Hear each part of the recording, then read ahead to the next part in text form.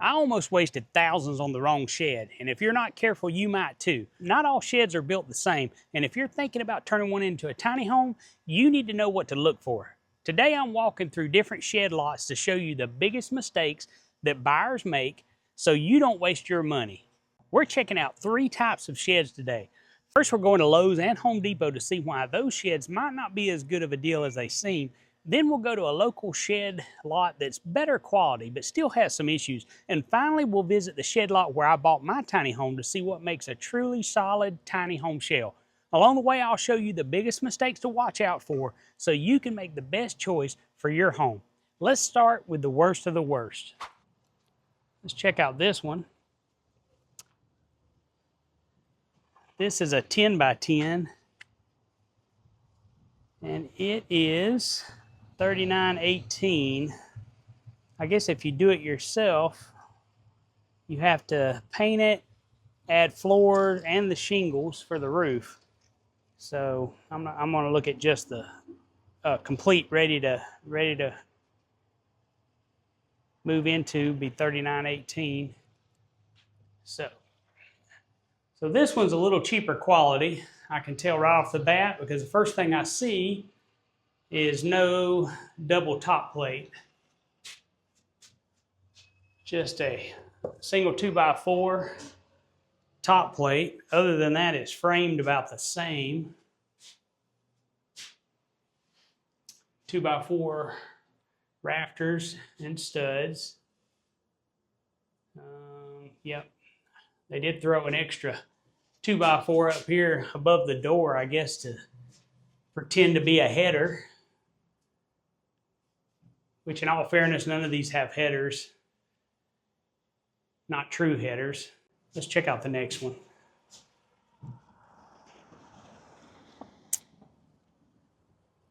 Here's another thing I don't like about low quality sheds. There's no eave here to speak of. No overhang. The roof is coming pretty much directly down.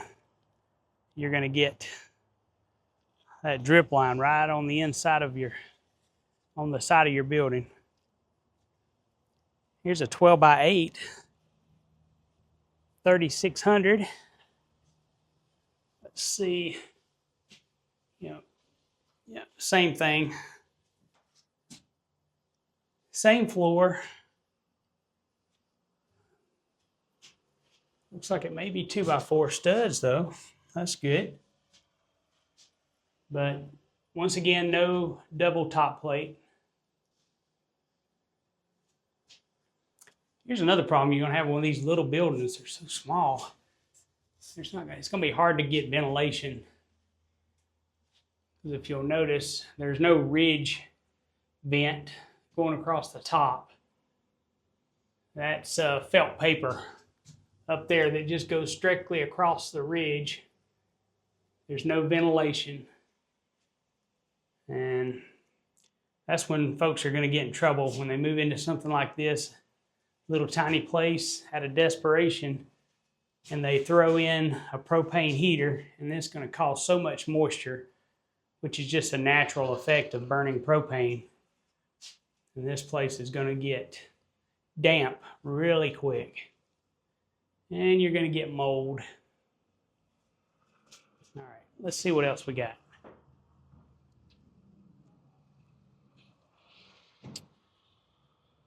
Here's a little small 8 by 10. It's $27.99, ready to go. And same story, just a little smaller. No top plate. Oh, the roof joist doesn't even overhang the building at all. They end right at the edge of your top plate. No header over the door, which of course, none of these things matter as long as you're using it as it's for its purpose, the way it was built, and that was as a shed. But the problem is when you try to turn this into a little tiny home, you're going to run into issues. I think there's one more larger building out here. Let's go look and see what that looks like.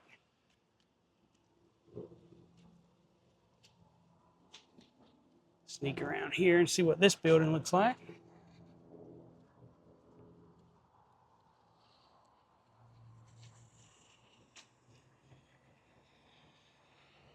This is 16 by 12. They want $66.75 for it. Now, this opened up. It's a lot bigger building. It's 12 by 16. And it does have double top plates on the walls.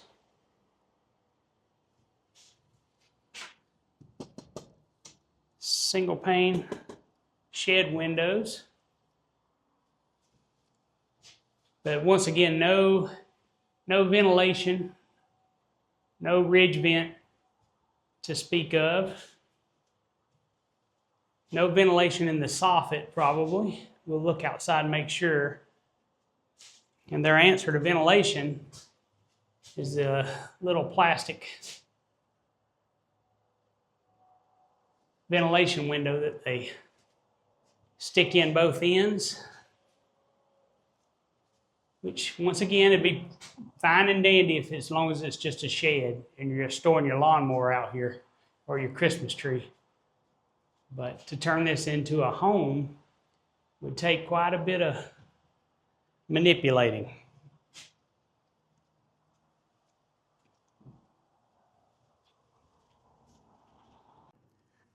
Okay guys, we're here at Home Depot today. We're gonna check out some of their sheds. They've got some tiny ones all the way up to big 2-story deals. So here's a small little 8 by 10, $28.90 is the price on this one. Go inside, let's see what we got. Okay, basic little tiny place, 8 by 10, very low ceilings. Does have a double top plate, but like here on the corner, there's no stud here supporting the top plate on the ends. So, excuse me. So, cheap OSB on the walls and the floor. Yep. Not something I would consider to turn into a tiny home. And the price, once again, on that is $28.90 for an 8 by 10. We go on to our next one. This is a 10 by 12 for $41.27. Go inside here. 10 by 12, of course, gets you a little bit bigger. Same deal. It is 2 by 4 studded walls, looks like. I don't think those are 2 by 3s. I think that's 2 by 4s. Yep. But same thing. Not framed very well. The top plate's not really supported on the ends. Of course, a lot of these sheds, they don't frame up the ends, the corners, as well as I'd like them to do. But another problem you have with these sheds that I've pointed out before is the ventilation. There's no ridge vent to speak of.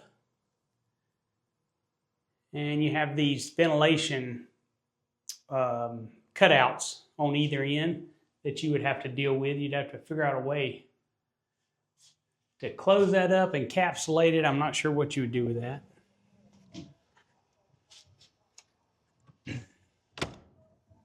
Let's go on to the next one. Here is a 12 by 16 for $63.27. Getting into a little bit larger size. Wow, yeah, this one's roomy. Very tall looking. And it has a little bit of an insulative foam board or something underneath the decking there. That'd probably help a little bit. Radiant barrier roof decking. There we go. Nice. Now this one, at least the top plate does end on top of a 2x4. Although, why didn't they tie the top plate together? Why didn't they overlap? That just doesn't make any sense to me. Maybe they did on that one. Maybe it's tied together. I hope so. Let's see. Is it? I can't tell. I can't get up there and see. Maybe it's tied together.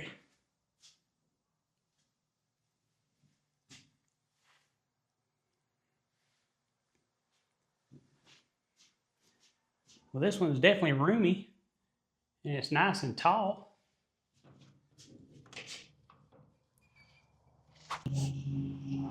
Okay, guys, I was driving down the road and stopped at this shed lot here and saw this little beauty and thought it was just really cute looking. So I wanted to check it out. This is an old hickory building. It's a neat little porch. Let's walk in and see what this is. Oh yeah. This is kind of cute.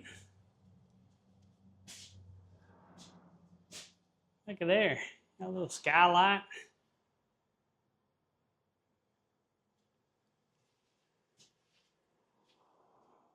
What do we think about this one?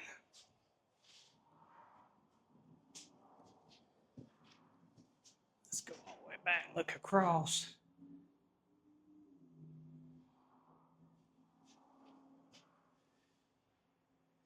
Man, only problem is that porch. It's really pretty, but it takes up a lot of floor space, doesn't it?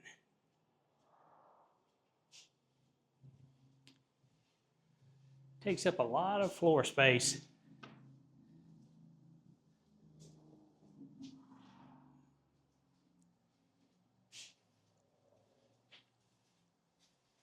Man, that'd be a heck of a bedroom though. But here's what I'm talking about. When you're looking at a little bit higher quality building than the sheds that you'll find at the big box stores. So this may not be the highest quality one you can find, but some things I notice right off the bat is, for instance, there is a double top plate on the walls, right? And these are true 2x4 studs. Once again, they're going with the LP Smart siding, this company is, which is, I think, is a really good choice. So these are just shed windows, I think. Oh, let's see. Yep. Yeah, they're single pane shed windows.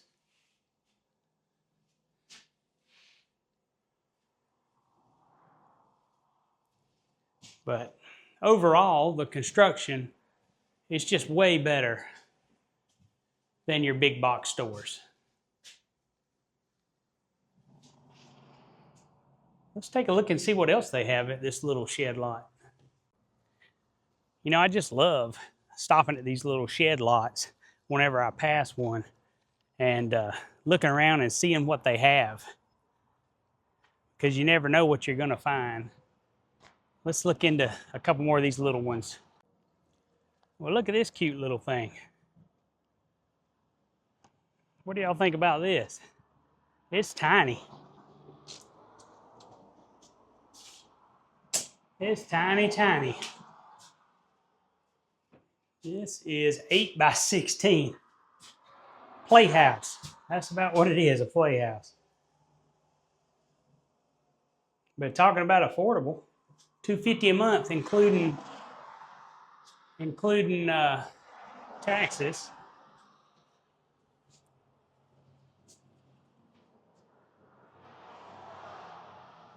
Be a nice little temporary home while you built something bigger, and then later you could just make it into a storage shed or a chicken coop.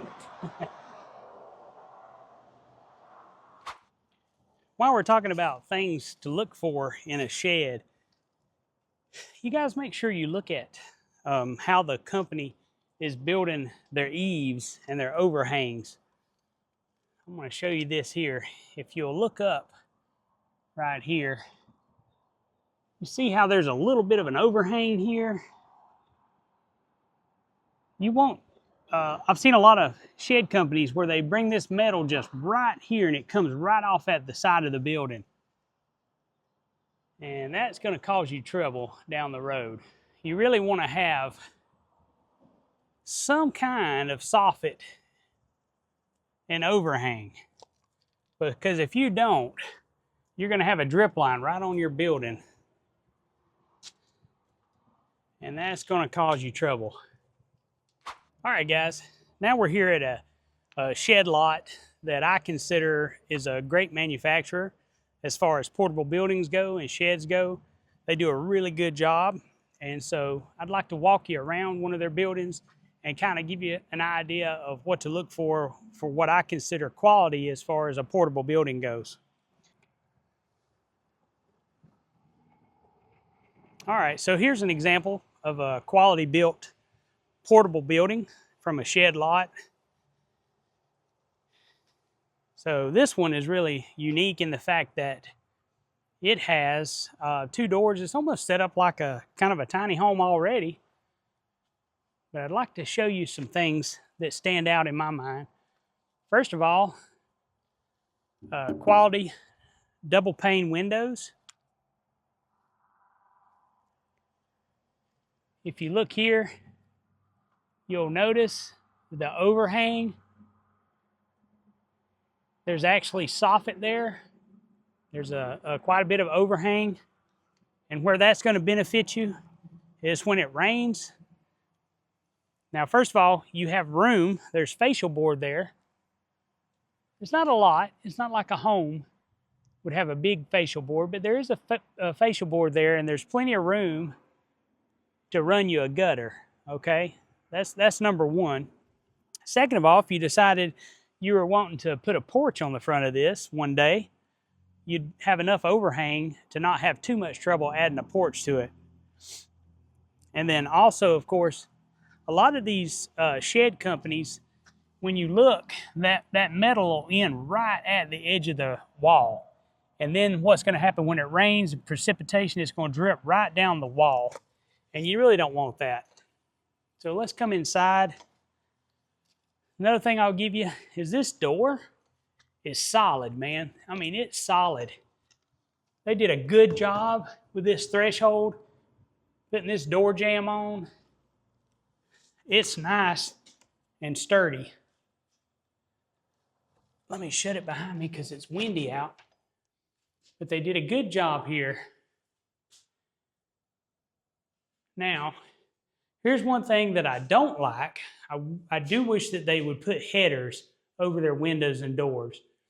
But that's true of almost every portable building company that you find. But here's some good things they do. You see the double wall plate, the double top plate. That's important. I would like to see a little bit better built up corners on the walls. And then you can also see where they've stabilized it for transport. That's what all these boards are, going sideways and from wall to wall. They're trying to stabilize it. But now this particular building here, they've built a couple of interior rooms for you from the manufacturer. It came this way. It wasn't, this isn't standard, although I think it's beginning to be more standard. So they've actually, looks like built a little, possibly a bathroom, like a little off suite off of this huge bedroom. I don't know that I would have made it quite that big. I don't like wasting that much floor space for a bedroom, unless you could figure out how to make that 2 bedrooms, which I guess you could. But here's another thing I like about this company. They use LP Smart Siding, which I think is a really good product. I've talked to the manufacturer. I used it inside and outside on my home. And then another thing I like, which I think I've spoken about this in our other videos, the fact that they do a ridge vent. So do you see that blue up there? That's the actual metal that you're looking at.